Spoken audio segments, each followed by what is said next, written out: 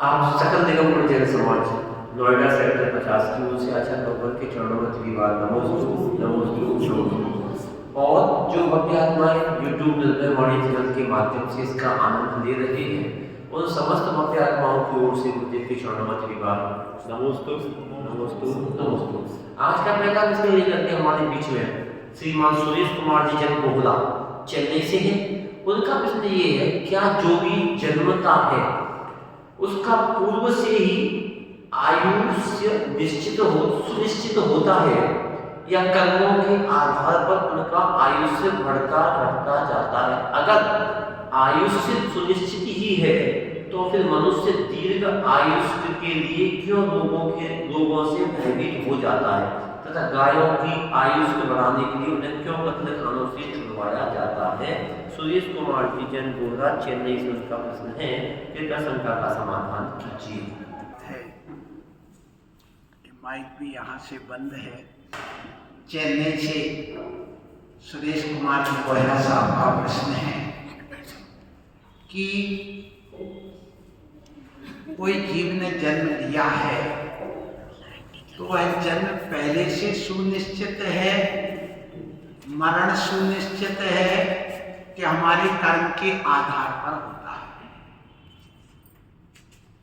तो ये पहले से निश्चित नहीं होता है। यदि पहले से निश्चित मानेंगे मरण भी, तो कर्म की जो 10 अवस्थाएं बताई हैं, कितनी अवस्थाएं? 10 अवस्थाएं जो कर्म की बताई हैं, उसमें बहुत बड़ा एक प्रश्न चिन्ह खड़ा हो जाएगा। कौन सी? उत्कर्षण, अपकर्षण, संक्रमण, बंध, उदय, सत्व आदि। तो देखिए, आप बताइए, यदि पहले से निश्चित हो तो अपन एक उदाहरण समझ लें। राजा श्रेणिक ने आयु बांधी कितने वर्ष की? कितनी? 33 साल। कितनी? 33। 7वें नरक की आयु बांधी। उदाहरण समझना। अब क्या हुआ? जिस समय राजा श्रेणिक ने बौद्ध धर्म को अपनाया हुआ था, उस समय सांप को छोड़ा डसने के लिए। सांप ने नहीं डसा यशोधर्ममुनि को। फिर इसके बाद में शिकारी कुत्तों को भेजा तो भी नहीं किया। तो गुस्से में आकर सांप को मार के गले में डाल दिया। तो उस समय 33 सागर की आयु का बंद कर लिया। किसने? राजा श्रेणिक ने, नरक आयु का। अब क्या हुआ कि राजा श्रेणिक 3 दिन बाद अपनी पत्नी चेलना के साथ गया और उस मुनि महाराज के पास जाकर के देखा कि वो तो यथावत बैठे, पूरे शरीर में चींटियां लगी हैं और जैसे पहले दशा थी वैसी दशा अभी भी है।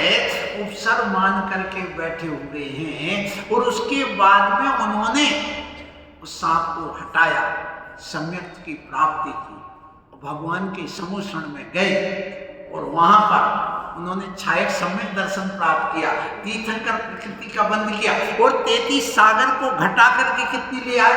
84,000 वर्ष। ये पहले से निश्चित हुई है कि उनके पुरुषार्थ से निश्चित हुई है?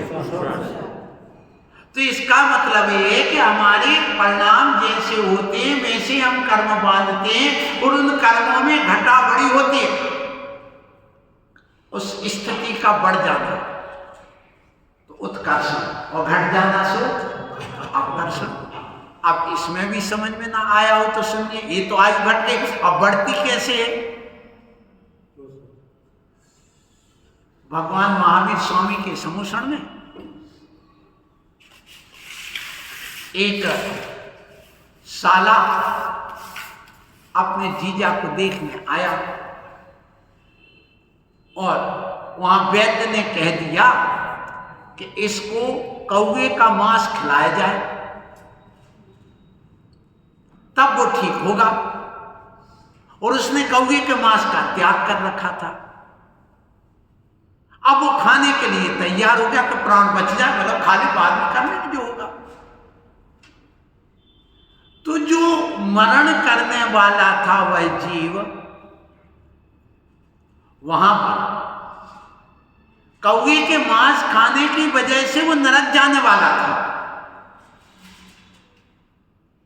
अभी आयु बंद नहीं हुई है, लेकिन स्थिति बिगड़ गई। तो क्या हो गया कि जो रास्ते में उसका साला जो देखने आ रहा था अपने जीजा को, तो वहां पर उसको एक रोती हुई देवी मिली और वो कहती, अरे ये क्या होगा,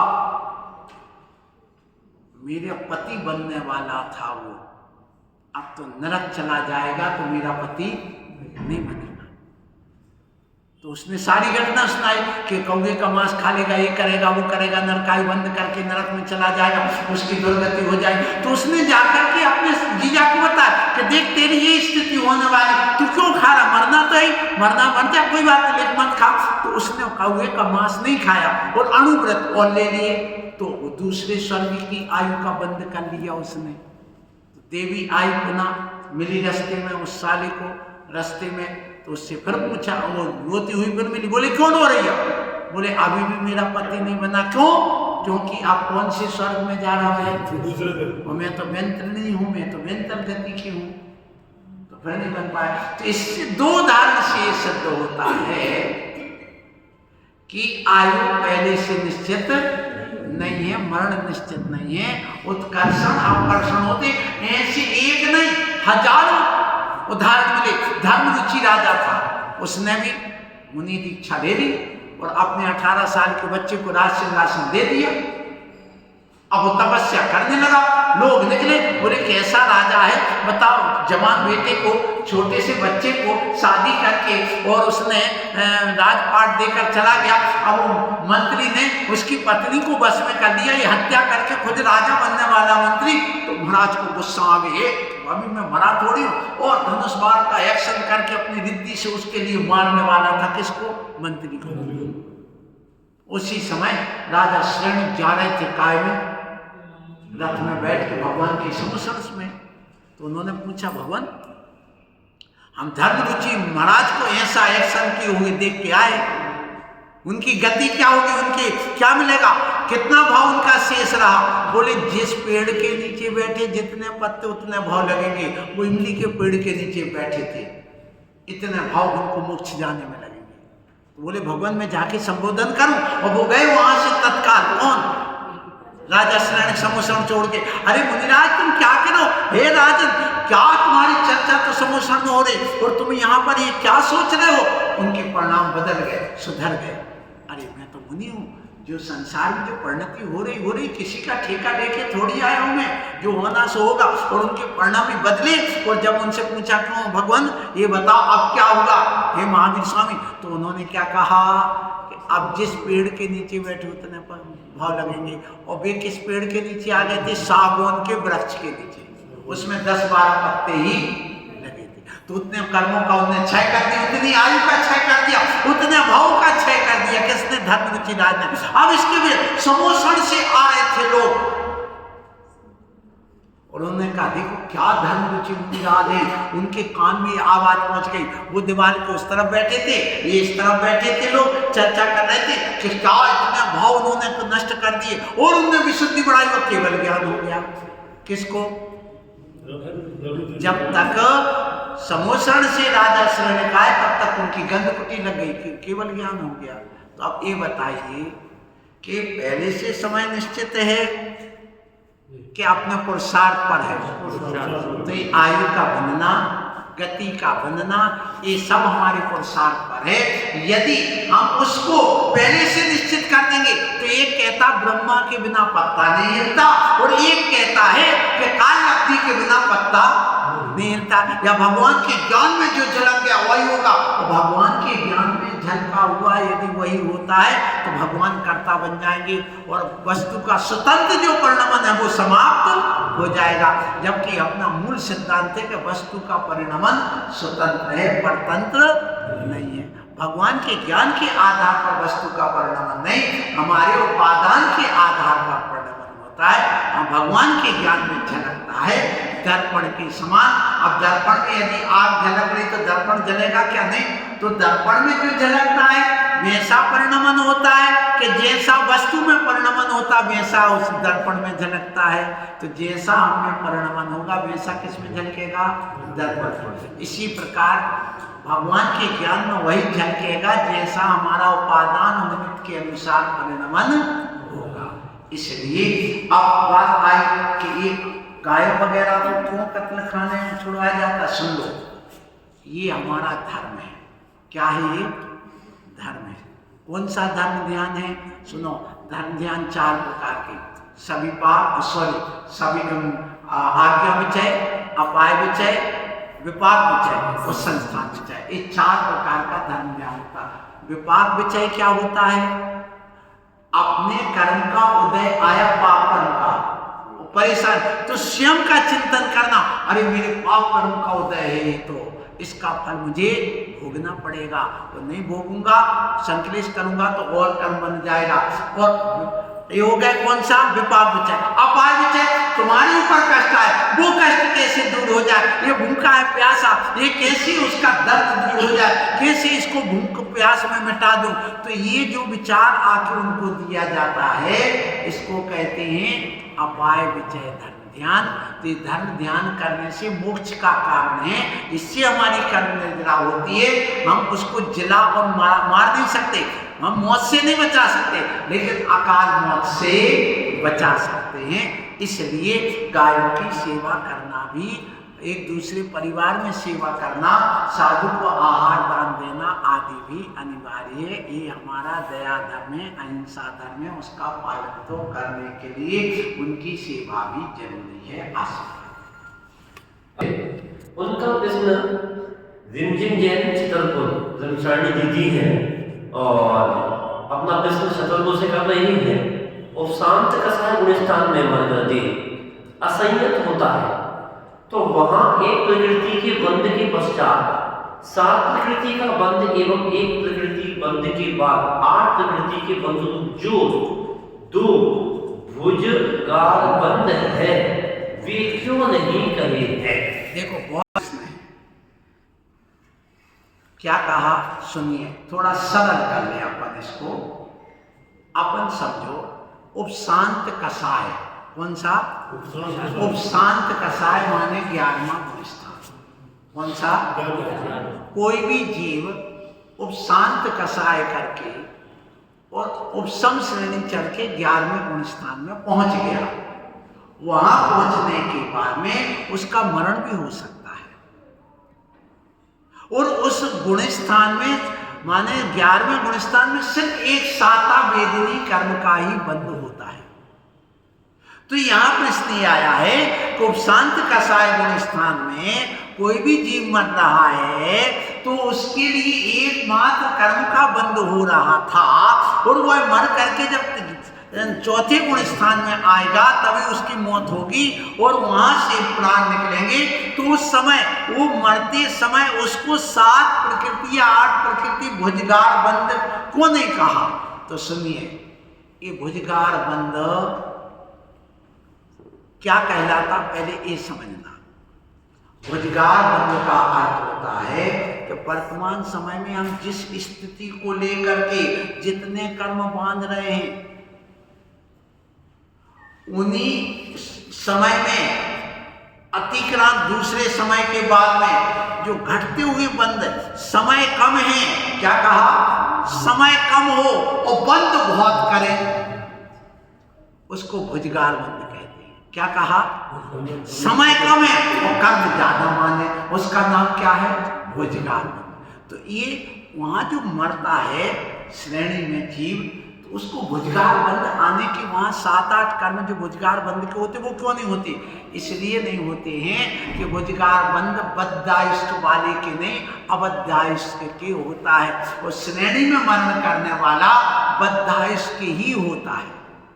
जिसने बद्धाइष्ट कर, जिसने पहले आयु का बंध कर लिया और फिर मरण करे तो वो बद्धाइष्ट कहलाता है। और जिसने अभी आयु को बांधा नहीं, और श्रेणी चढ़ गया, फिर नीचे उतरेगा। तो जिस गुण स्थान में जिस आयु का बंध होता है उसी गुण स्थान में उस जीव का मरण होता है। ऐसा नहीं अब आयु का बंध है, देव आयु का कहां तक है? 7 में 8वें गुण स्थान तक। अब उसके ऊपर नहीं हुआ, इसलिए वहां भुजगार बंध नहीं होगा, क्योंकि आयु का बंध वो यहां करेगा तो यही भुजगार बंध होगा, उसके ऊपर नहीं हो सकता। इसलिए वहां पर भुजगार बंध नहीं होता कि थोड़े समय में, उतने समय के लिए था वो बहुत कर्म को नहीं बांध सकता, क्योंकि इतना स्थिति उसके कर्म को बांधने के लिए है नहीं, और वहां पर ये स्थिति नहीं बन पाती है। इसलिए इतना ही आ गया इसका हल कि देखो बद्धायुष का मरण नहीं होता उस श्रेणी में, अब अध्यायश का ही होता है, और इसलिए एक प्रकृति के बाद 7 प्रकृतियों का भुजगार बंध का अभाव बताया गया, क्योंकि वहां पर बहुत कर्म बांधना है, स्थिति बहुत बांधना है और समय कम है, और ये भुजगार बंध किस में होता है? अवध्यायश के साथ ही होता है, इसलिए वहां पर इसका बंध नहीं कहा। आशीर्वाद। अगला प्रश्न लेकर के हमारे बीच में श्रीमान राजीव कुमार जैन राजू भैया कपड़े वाले डबरा, मेरा प्रश्न ये है 24 तीर्थंकर के अलावा यदि किसी देव को पूजते हैं तो हमें कौन सा दोष लगता है? हम 24 तीर्थंकरों को पूजने वाले जैनी लोग यदि हम किसी दूसरे अन्य मतावलंबी को पूछते हैं तो सम्यक दर्शन के 5 अतिचार कहे गए। कौन कौन से? कौन कौन से? शंका, कांक्षा, विचिकित्सा, अन्य दृष्टि, प्रशंसा, संस्तव। तो जो अन्य दृष्टि, प्रशंसा और स्तव, स्तव माने स्तुति, यदि दूसरे देवों को आप पूछते हैं तो अन्य दृष्टि स्तव नाम का अतिचार आएगा। और यदि मात्र पूछते नहीं है तो दूसरों के सामने उनकी प्रशंसा तारीफ करते हैं तो वह अन्य दृष्टि स्तव नाम का वहां अतिचार आएगा। सम्यक दर्शन नष्ट नहीं होगा। यदि देव शास्त्र को छोड़ दोगे तो सम्यक दर्शन भी नष्ट हो जाएगा। शांतनु जैन, बीना, जयपुर, राजस्थान, उनका प्रश्न ये है पेड़ और पौधों में पानी देने से क्या दोष लगता है और कितनी हिंसा होती है? देखिए, पेड़ पौधों को पानी देते हैं तो पेड़ पौधों को पानी देना धर्म है गृहस्थ के लिए। बगीचा लगाना, मंदिर बनवाना, शास्त्र छपवाना, प्रतिमा बनवाना, इनमें एक इंद्रिय जन्य, पृथ्वी, जल, अग्नि, वायु और वनस्पति, ये 5 प्रकार के स्थावर होते हैं। इन 5 प्रकार के स्थावर में कहा गया त्रिस्य हिंसा को त्याग वृथा स्थावर ना संधारे, अर्थात त्रिस्य हिंसा के अलावा स्थावर जो हिंसा है वो व्यर्थ में नहीं करेगा। त्रिस्य हिंसा तो करेगा ही नहीं और स्थावर हिंसा व्यर्थ में नहीं करेगा। तो ये बताइए, पेड़ को तोड़ना तो व्यर्थ हो गया, लेकिन पेड़ की रक्षा करना एक धर्म हो गया। कागज फाड़ना धर्म है, लेकिन कागज पर जिनवाणी छपवाना धर्म है। पत्थर व्यर्थ में तोड़ना अधर्म है, तो पत्थर की मूर्ति बनवाना, क्योंकि ये व्यर्थ का नहीं परमार्थ का कार्य है। उसमें सुनिए, फिर भी हिंसा होती है। क्या कह रहा हूं? उसमें हिंसा होती है, आरंभी हिंसा होती है। कौन सी? आरंभी हिंसा। और आरंभी हिंसा का त्यागी गृहस्थ को नहीं कहा, असैमी को तो कहा नहीं। देश सैमी के लिए भी इतनी छूट दी गई है, सिर्फ वह संकल्पी हिंसा नहीं करेगा। इसलिए वह सब्जी भी बनाता है, सब्जी खेत से लाता भी है, फल साग सब्जी उगाता भी है, उसमें पानी भी देता है, उसकी निदाई गुड़ाई भी करता है। तो ये उसका अपना आजीविका चलाने के लिए आरंभ जन्म हिंसा है। उसको हिंसा होकर के भी प्रतिक्रमण पश्चाताप से वह धुल जाती है, लेकिन अनाचार उसमें नहीं माना। यदि मुनि महाराज करने लगे तो अनाचार है, मुनि महाराज इसको नहीं कर सकते हैं। या आरंभ त्यागी जो 8वें प्रतिमाधारी है वह भी इस कार्य को नहीं कर सकता है। उसके लिए तो दोष ही दोष है, उसको तो प्रायश्चित देना ही पड़ेगा। लेकिन गृहस्थ के लिए उसकी छूट दी गई है। आशीर्वाद 23 चली गई 28 29 बोलो। अगला प्रश्न लेकर के श्रीमती अंजू जैन हमारे बीच में उपस्थित हो रही है। आइएगा और प्रश्न करिएगा। हमेशा कि इसने हमारे साथ बुरा करा है तो उसका हमें फल मिल रहा है, तो कभी तो हमारा बंध उससे पहले बार बंध बंधा होगा कि हमेशा एक पहली बार कब बनता है इस तरह से। और दूसरा, क्या हम जिसके संग करते हैं वही हमें सताता है या वही हमें तकलीफ पहुंचाते हैं या कोई दूसरा भी हमें पहुंचा सकता है? सुनिए, पर हमने जिसको नहीं भी सताया है तो वो भी हमें दुख दे सकता है। जैसे किसी एक आतंकवादी ने एक बम फोड़ा, अब उसकी जाति वालों ने उसने समर्थन करके कि तुमने इंदिरा गांधी को अच्छा मारा, तो उसने व्यक्ति ने इंदिरा गांधी की हत्या नहीं की, राजीव गांधी की हत्या नहीं की, गांधी की हत्या नहीं की, लेकिन अनुमोदना कर दिया तो भी उसका फल उसको मिलेगा। दूसरी बात कि हमें इस भाव का इसी भाव में भी मिलता है। और कुछ कर्म ऐसे होते हैं कि जिसके साथ करने के बाद भी यदि हमने धर्म प्रायश्चित आदि कर लिया तो वो बिना फल के भी नष्ट हो जाता, उसका फल भी नहीं मिलता है। आशीर्वाद। श्रीमती प्रेमलता जी हमारे बीच में है, आए और आकर वहीं से प्रश्न करिए, वहीं से करिए, वहीं से बोलो। और जल्दी नहीं जैसे हमको ये मालूम होता है कि जो मेरे सबूत है वो मेरे अपने सबके कर्म के कारण थे, लेकिन व्यवहार में जब हम कुछ भी करते हैं तब पर को उसका कर्ता मान के राजद्वेष करने लगते हैं और कर्म मांगते हैं, तो इससे कैसे बचे, कैसे इसको व्यवहार बनाना? बहुत अच्छी बात है। आपका प्रश्न है कि कोई व्यक्ति है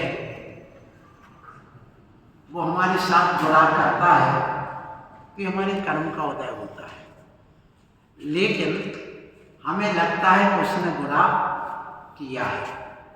तो सुनिए, ये निश्चित है कि संसारी प्राणी की निमित्ताधीन बुद्धि होती है, निमित्ताधीन दृष्टि होती है, क्योंकि निमित्तों से वह घिरा बैठा है।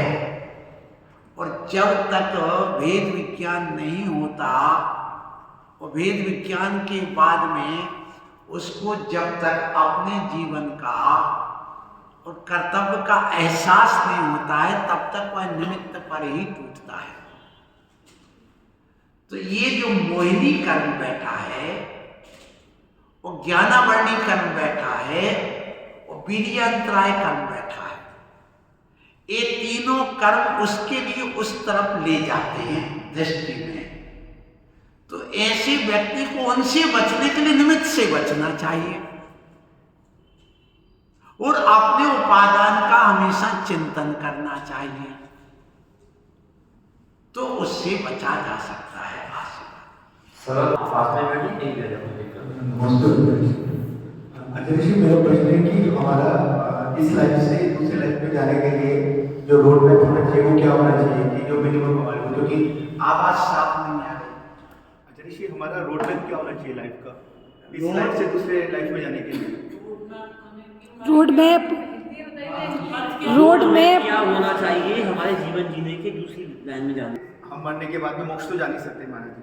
हाँ, मोक्ष तो जाएंगे नहीं।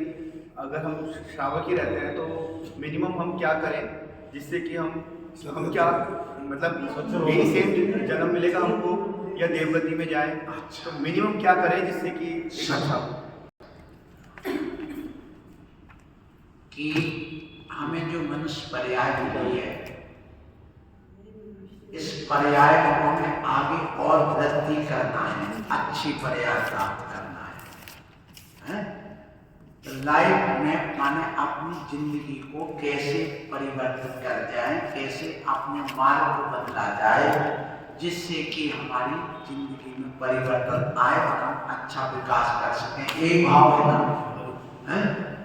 क्योंकि आपकी भाषा हमें समझ में नहीं आई, इसलिए मैं कह रहा हूं कि इसके लिए सबसे अच्छा ये है कि ड्यूटी इज ब्यूटी। क्या कहा? सबसे सुंदर चीज है इसके लिए ड्यूटी, कर्तव्य। अपने कर्तव्य को करिए। जो अपने कर्तव्य का निर्वाह करता है, पूर्ण करता है, तो कहा गया कर्तव्य ही पूजा है, कर्तव्य ही धर्म है, कर्तव्य ही परमात्मा है। तो अब आप जैन कुल में जन्म लिए हैं, आपकी ड्यूटी, आपका कर्तव्य क्या क्या बनता है? आप एक सबसे पहले जैन है, तो जैन का कर्तव्य 6 है: देव पूजा, उपासना, स्वाध्याय, संयम, तप और दान। एक कर्तव्य निर्वाह आपको वो करना।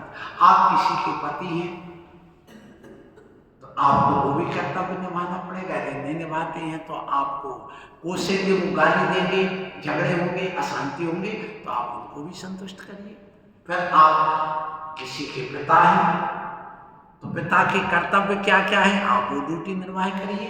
फिर इसके बाद आप देव शास्त्र गुरु के भक्त हैं तो आप गुरु के प्रति आपके कर्तव्य क्या है, आप वो पूरा करिए। आप देव के इस जिनालय के आपके क्या क्या कर्तव्य बनते हैं वो करिए। फिर कहा गया, सुनिए, आप इसी के बेटे हैं तो आपको माँ बाप के प्रति क्या क्या कर्तव्य बनते हैं वो आप पूरा करिए, तो आपका विकास होगा। आप जो चाहते हैं वो आपका मार्ग, अपना जो कर्तव्य का मार्ग है पूरा करें। आज हम साधु हैं तो साधु का कर्तव्य क्या है? उपदेश देना, तप करना, समता रखना, सबसे वात्सल्य रखना, तो ये हम कर रहे हैं, तो हमारा यही धर्म है। तो यही करना सबसे बड़ा आपके उत्थान का, अपने मार्ग को प्रोग्रेस करने का